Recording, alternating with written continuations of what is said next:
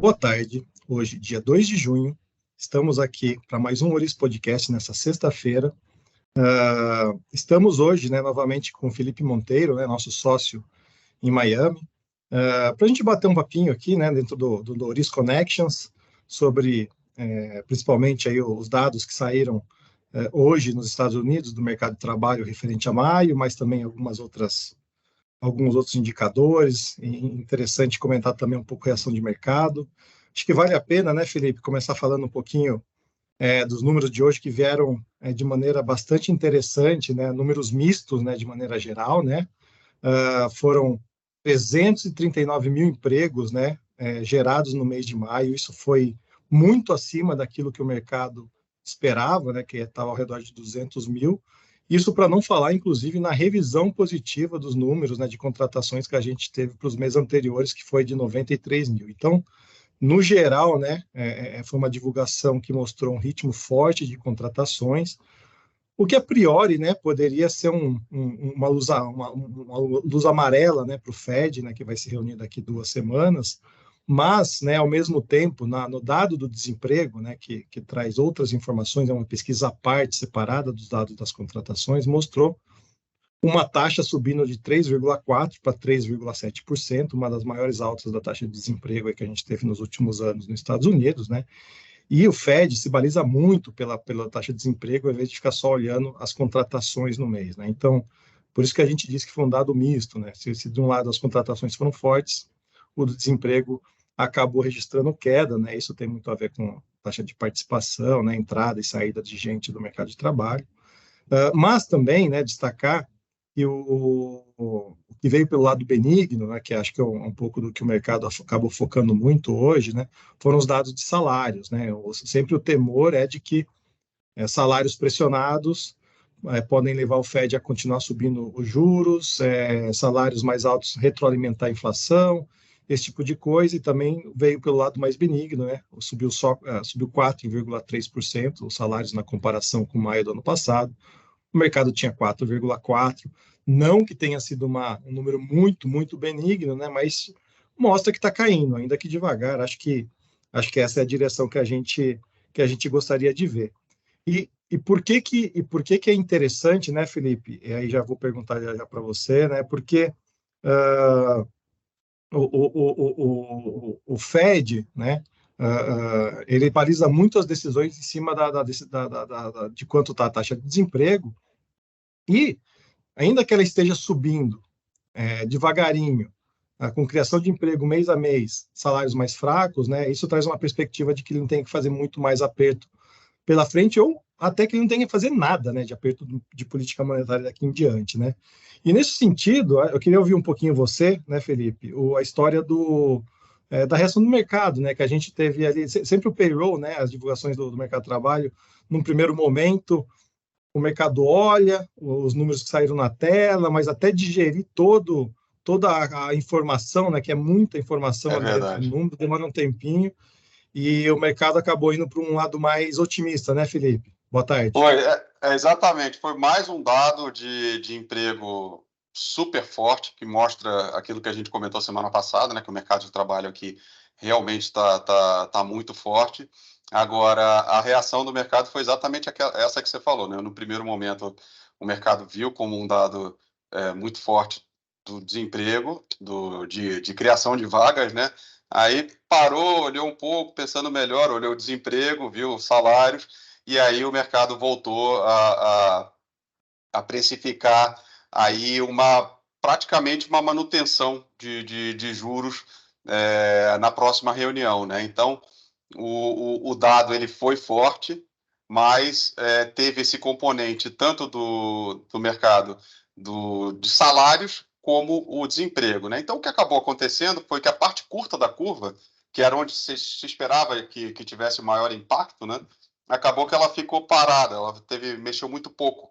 Ela, em termos de precificação para a próxima reunião do Fed, mudou quase nada, Aonde o mercado fez foi tirar um pouco de prêmio, das quedas lá para frente, O mercado tirou um pouco isso. Então, você pega 2 anos né? Treasury de 2 anos, 2 para 5, ali está abrindo um pouquinho mais, está abrindo uns 15 bases, né? Mas isso é um pouco mais da sensação de que, como eu leio isso, o Fed ele não vai precisar fazer grandes ajustes agora, como você falou, vai manter a taxa de juros aonde ela está, e antes, se você tinha um período que começava já a cair ali no 2000, em 2 anos, 5 anos, você tirou um pouquinho dessas quedas ali mais para frente, tá?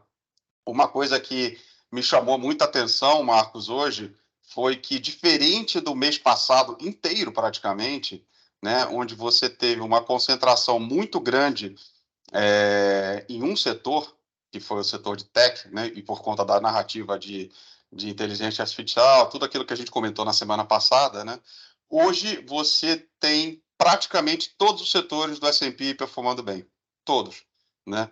Então, isso era uma coisa que estava chamando muita atenção, né? Eu vinha, assim, a gente vinha conversando bastante sobre isso, né? E finalmente o mercado ele conseguiu hoje subir com um espalhamento maior entre diversos setores, né? E eu acho que teve um outro anúncio também que você não mencionou, mas eu acho que acabou ajudando bastante o mercado em outros ativos, principalmente commodities, que foi a questão do pacote de estímulos da China, né? A China anunciou nessa madrugada que vai fazer um novo pacote de estímulos aí para o mercado imobiliário. A gente sabe que o mercado imobiliário na China é um setor bem importante, porque 1/3 da economia por aí, né? Isso, É bem relevante.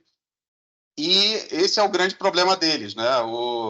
O mercado imobiliário da China é o os bancos, é como o Banco Regional dos Estados Unidos, né? Então, assim, é um grande problema lá que eles têm, e o governo anunciou um novo pacote de estímulos para esse setor, né? Então, assim, o pacote em si não é tão relevante, né, em termos a de direção. volume. A direção, exatamente. Eu acho que o mercado reagiu bem. Hoje, todas as commodities, todas, estão subindo muito. E isso puxou bastante as moedas de emerging markets. O real está performando super bem hoje. Então, eu acho que foi muito nessa esteira da China, né? É a mensagem de que, olha, enough is enough. Eu acho que chega um nível ali onde o governo ele entra não necessariamente para dar um baita estímulo, né? E para fazer com aquilo lá vire um baita do crescimento, mas simplesmente para tentar estancar, né, essa piora que a gente estava tendo no mercado imobiliário chinês, né? Então, hoje foi assim uma conjunção de fatores muito boas, né? Você teve notícias boas no dado de emprego americano, teve essa questão da China, commodities subindo bem, emerging markets andando na esteira da China. Aí você teve a Amazon também, que anunciou que deve entrar no negócio de celulares, então puxou também o papel, que tem uma participação importante. Então hoje foi assim meio que foi tudo dando certo aí para os ativos de É, risco. né, Felipe, eu acho que, assim, a gente comentando muito o que aconteceu hoje, o que aconteceu de madrugada na China, né? Mas dando um passo para trás, né? A questão de pouquíssimos dias atrás, para não falar horas, né? A gente estava a todo momento ali entrando na história do debt ceiling, né? Do Sim, teto do endividamento americano, né? Essa faca no pescoço que estava ali na garganta dos mercados deixou de ser uma preocupação, né? A gente viu a votação nesses últimos dias no Congresso americano, então esse assunto deixou de ser importante, né? E conforme a gente já tinha até conversado aqui, né? sim. Gera muita manchete, mas o normal, o procedimento padrão é só gerar manchete, chegar na hora H. Os políticos fazem o que tem que ser feito, não vão permitir que os Estados Unidos, que o governo americano decalote, né, na dívida, né? E é aquilo que eu costumo falar também, né, Felipe, a história de que cada dia que passa, né, é um dia a mais de informação, no sentido em que o setor bancário americano parece resiliente, né? Vai se confirmando nessa resiliência, porque nada de pior vai aparecendo, né, na estrutura bancária americana, né? O SVB já é algo que está muito lá para trás, né, que aconteceu lá no comecinho de março, né? Então acho que a história de sistema bancário americano sólido, não teve nenhuma repercussão, nenhum tremor a mais no restante da economia. Pode ter desacelerado o crédito, mas não algo grave. Você ter superado a história do debt ceiling, um mercado de trabalho que está resiliente, com salários desacelerando, ainda que devagar, mas desacelerando, né? Parece que vai criando uma massa crítica muito importante para ativos de risco, né, Felipe? É verdade. É verdade. Não, como você falou, né? O debt ceiling acabou que foi aquilo que a gente comentou semana passada, né? É muito barulho por nada. Acaba que a gente sempre, o mercado ele sempre cai nessa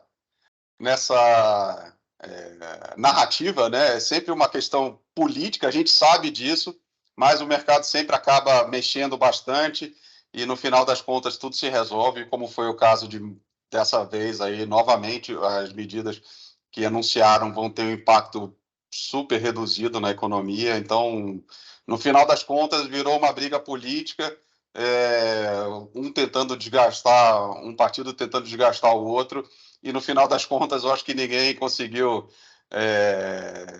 nenhuma coisa nem outra. Essa é a verdade, né? E de Isso, fato, no final não das pode contas, continuar. desculpa te interromper, no final das contas, são as incertezas que a gente vinha tendo, né? Tanto essa do debt ceiling, essa da questão dos bancos regionais, estão todas elas ficando para trás, né? Aí você alia isso a uma volatilidade muito alta, muito baixa, desculpa, uma volatilidade muito baixa, que costuma deixar o mercado leniente, né? Então, assim, e essa performance que a gente teve no mês passado, né, que isso a gente chama aqui de FOMO, que é o Fear of Missing Out, né? Quer dizer, quem não entrou para pegar esse rally tá ali louco para entrar. Então, isso tudo, de fato, está dando muito suporte para os mercados. E aí a gente, entre nós aqui, né, a gente vem comentando aqui na Oriz, né, com bastante enfoque seu, a história de que tech andou muito, a história de inteligência artificial, né, e que o restante, né, da bolsa que não faz parte do mundo tech, né, é muito mal nos últimos meses, né. Hoje você destacou aí que está tudo indo muito bem, né. Você acha que tem algum espaço para frente aí de alguma convergência, no sentido em que ou o tech cai ou não sobe muito, e o restante do que ficou para trás acelera um pouco a alta? Como é que você está enxergando essa possibilidade? É o seu cenário, Felipe? Sim, historicamente, Marcos, a gente observa que, normalmente, quando isso acontece, quando você tem uma disparidade, né, normalmente o que acontece é que um setor específico, ele, ao invés dele corrigir para baixo, ele acaba puxando os demais para cima, né? Então, esse é o meu cenário base. Eu, analisando aqui, se você olhar o S&P, né, que é o dado agregado da Bolsa, parece que ele está com uma história boa, né? Ele está subindo 12% no ano, o Nasdaq está subindo 30%, então parece que está tudo muito bem. Agora, se você olha o dado, né, ele ali decomposto por setores, você vê que tem muita disparidade. Você pega, por exemplo, o setor de energia, que foi um setor que andou muito bem no ano passado.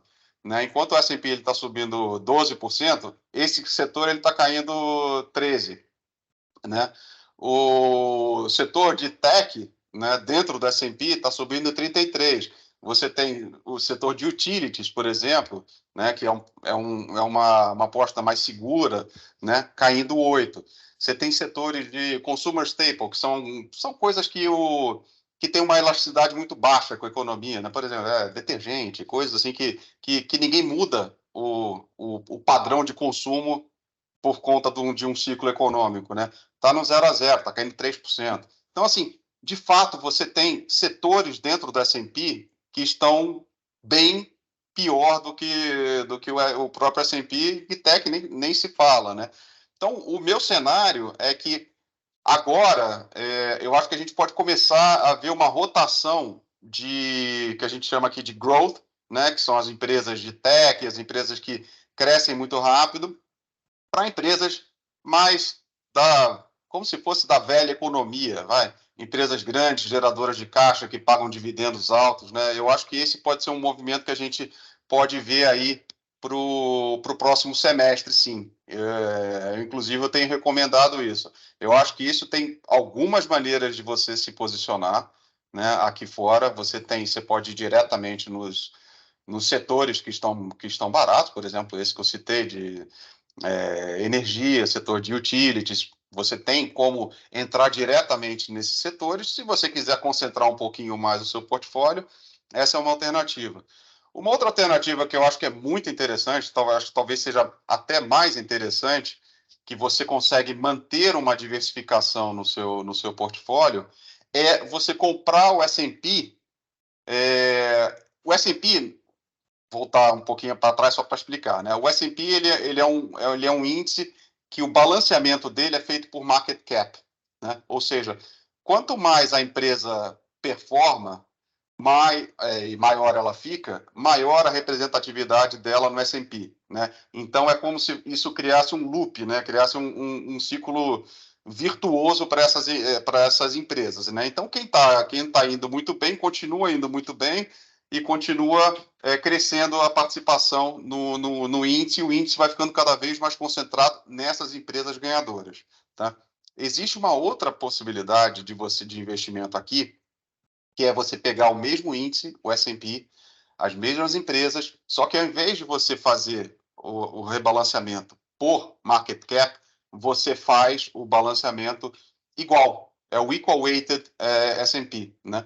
Então, qual é a vantagem disso? Você mantém uma diversificação do seu portfólio, as mesmas empresas que tem dentro do índice S&P, só que você não tem você não tem essa concentração que você tem hoje no S&P, nessas empresas ganhadoras, principalmente essas big techs, né? Então, é um índice, se você pega ele hoje, ele está no zero, né, contra 12% do S&P e contra 30% do Nasdaq, né? Então, eu acho que é uma boa oportunidade para você explorar aí para o segundo semestre, acreditando que o mercado vai ter aí um retorno à média, né, o intrasetorial. Legal, legal.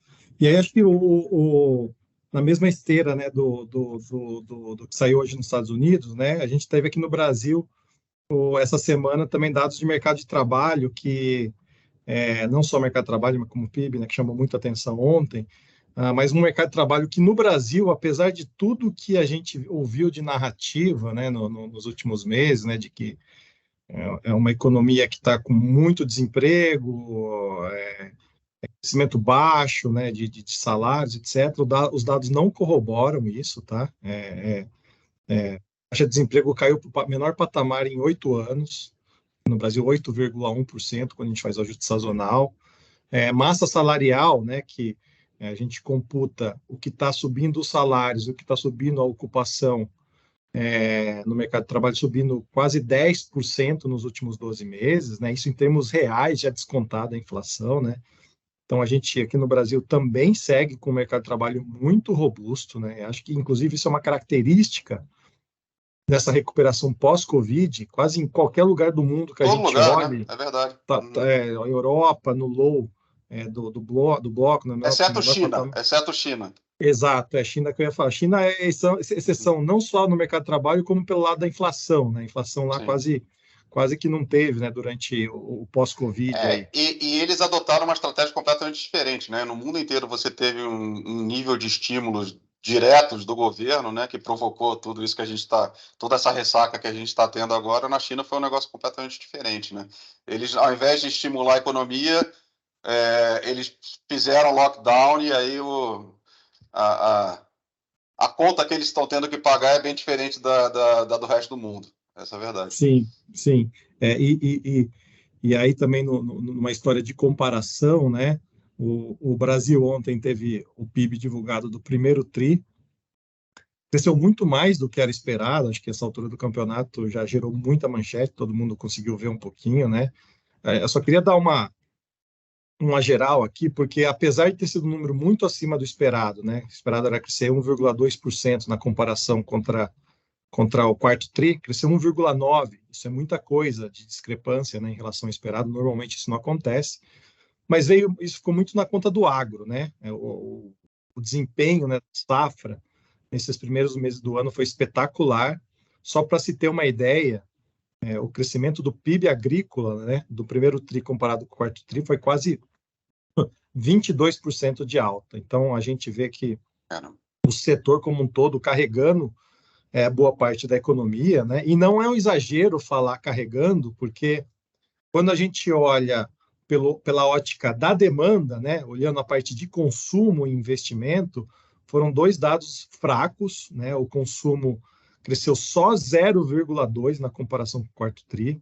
Os investimentos recuaram 3,4, né? Contraíram 3,4 na comparação com o quarto tri, né? Então, quando a gente olha consumo e investimento, que são as contas mais importantes do PIB, você teve um desempenho muito fraco, alinhado, né, com aquilo que se imagina que vai acontecer depois de uma rodada muito forte de aperto de política monetária, né? Então, e aqui é importante ressaltar isso, apesar do PIB ter sido muito forte, o que vai levar provavelmente os bancos, as assets, os agentes de mercado puxarem a previsão de um PIB acima de 2% para esse ano, né, qualitativamente não foi um número que sugere uma atividade pujante da maneira como sugere o headline. E aí tem coisas interessantes ali no meio que sugerem, inclusive, vamos dizer assim, algo benigno e positivo para o Banco Central, pensando aí em termos de ciclo de juros. Por que eu digo isso? Porque uma das facetas do PIB, uma das contas, ali mostra que você teve muita estocagem no trimestre, né? O PIB cresceu também bastante, puxado por formação de estoques. E tudo leva a crer que essa formação de estoques foi pautado aí pela safra, né? Você colhe os grãos, aí isso tem que virar estoque em algum momento, e lá na frente esse estoque vai ser vendido ou exportado, né?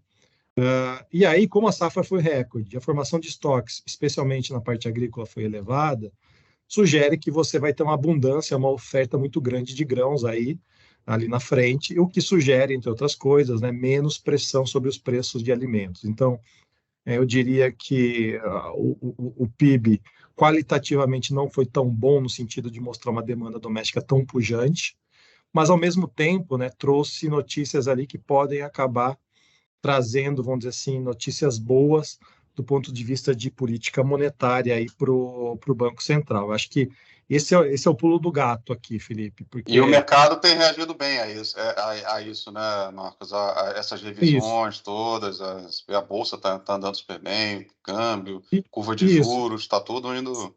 Se não bastasse a China, que você mesmo citou, né, dando esse impulso especificamente nessa noite, né, para os ativos de risco em emergentes e produtores de commodities como o Brasil, você tem esse lado, né, de que a composição do PIB brasileiro sugere que é tudo mais constante, não tendo nenhuma grande surpresa na definição da meta de inflação que vai acontecer nas próximas semanas por parte do Ministério da Fazenda e do Banco Central, a gente pode ter sim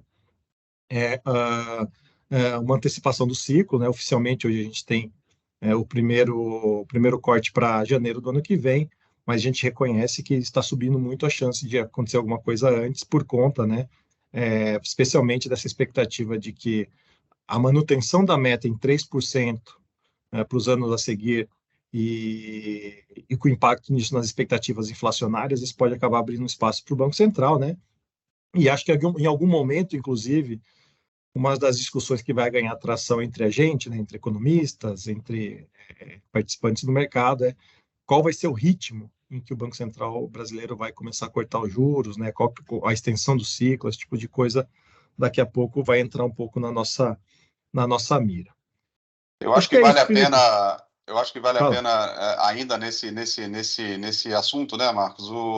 O que a gente nota, apesar dessas melhoras, né, na margem que você pontuou, uma coisa que a gente não tem visto, e isso para mim é positivo, é fluxo de estrangeiro, né?